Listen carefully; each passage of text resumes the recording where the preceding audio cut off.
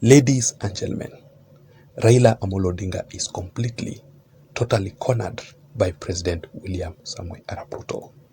And that is why Raila Odinga is currently panicking.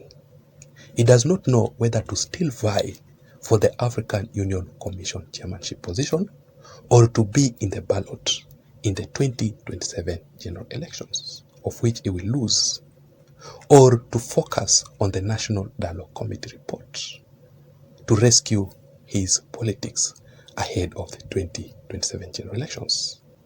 Raila Amolo Odinga wants everything, and remember that mtaka yote ukosa yote.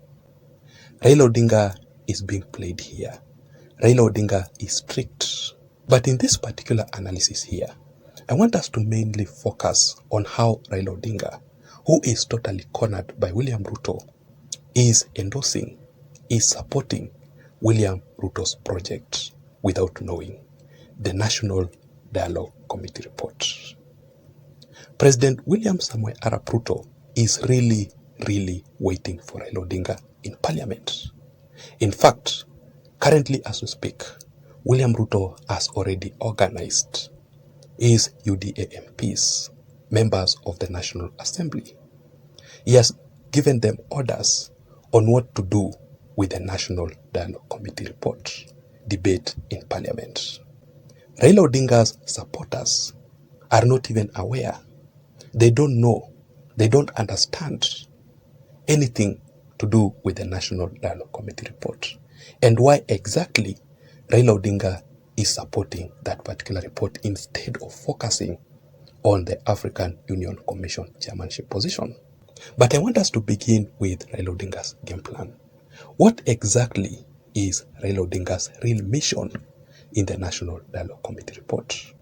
And do you think that Raila Odinga will be able to achieve his main political objective if the National Dialogue Committee report will be implemented? Why is Raila Odinga too desperate on the implementation of that particular report, such that Raila Odinga himself is insisting that the report must be implemented urgently as it is without any alterations? I want to read for you this statement by Raila Odinga saying that Raila insisted the report should be implemented without alterations, described it as important in securing reforms across critical sectors, terming it the product of the aspirations of Kenyans. And remember previously, Raila Odinga made it very clear that the report, the National Dialogue Committee report, is not perfect the way he wanted, but it is a good start. So Raila says that our position is that the report, including the various legislative proposals attended, should be implemented without any alterations. This is it. Even though Raila Odinga is going to vie for the African Union Commission chairmanship position, Raila Odinga understands, he knows very well that he's going to lose that position. Or, considering the proposals that have been made recently, Raila Odinga might not even get to the African Union Commission elections. Raila Odinga will be disqualified. And that is why Raila Odinga wants the National Dialogue Committee report to be implemented urgently to rescue his politics ahead of the 2027 general elections. And that is why you heard Raila Odinga today saying that he will be in the ballot in the 2027 general elections, because Raila Odinga is panicking. But how exactly is President William Samoei Arap Ruto waiting for Raila Odinga in Parliament?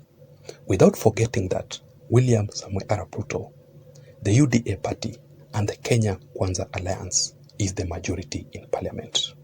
William Ruto has the commanding numbers in Parliament. William Ruto, therefore, has more powers than Raila Amolo Odinga. Raila Odinga, on the other side, has the minority in Parliament. Not forgetting that the AZIMIO La Umoja One Kenya Alliance is completely dead. Raila Odinga will be depending largely on the ODM party. And remember, ODM is not very strong. What should we expect in Parliament ahead of the National Dialogue Committee report debate? Ladies and gentlemen, please join me in this particular analysis here as I explain to you what is going to happen in the National Dialogue Committee report and how Raila Odinga is being tricked to support, to endorse William Samoei Arap Ruto's project, the National Dialogue Committee report. But before that, just a quick reminder, if you are listening to me and you haven't subscribed, I'm requesting you to please just take a second or two and subscribe to this channel. You can also give this video a like. Just press the like button down below, because if you do that, YouTube will automatically recommend this channel and this video in particular to reach out to others. And to my returning subscribers, to my loyal viewers, my supporters, I really want to appreciate you for your continued support, because the truth is, without your support, this channel cannot be where it is, and that is exactly why I don't take your support for granted. You can also activate the notifications, all the notifications in this channel, by simply pressing the notification bell down below, such that every time, immediately I post a video here, YouTube will automatically send you the notifications, and therefore you will not miss any video that I post on this channel. Having said that, now let us go straight into the details. Let me begin by reading for you this article from the Star newspaper, which says, "Plan to alter Raila Odinga, William Ruto's deal sparks fireworks." It proceeds to say that the Kenya Kwanza Alliance could use its majority in Parliament to bulldoze its way to AZIMIO disadvantage. And that is exactly what I've just talked about. So this is how William Ruto is outsmarting Raila Amolo Odinga over the NADCO report without Raila Odinga knowing it. Number one, William Ruto will ensure that immediately the NADCO report is presented in Parliament, William Ruto will mainly focus on his interest first. Remember that in this particular report here, there were the proposals that were made by the Kenya Kwanza Alliance and the proposals made by AZIMIO. Like, for example, Kenya Kwanza Alliance or William Ruto was proposing the 2/3 gender rule, the creation of the powerful office of the opposition, and the office of the Prime Minister. Raila Amolo Odinga, on the other side, he wanted the servers to be opened. Raila Odinga wanted to be included in the appointing of the IEBC officials. And I want to assure you that Raila Odinga's proposals, none of it will actually sail through in Parliament. William Ruto will use his powers, his MPs in Parliament, to ensure that he brings down Raila Amolo Odinga completely. Number two, let us talk about William Ruto working very closely with Dr. Stephen Kalonzo Musyoka, the Wiper Party leader.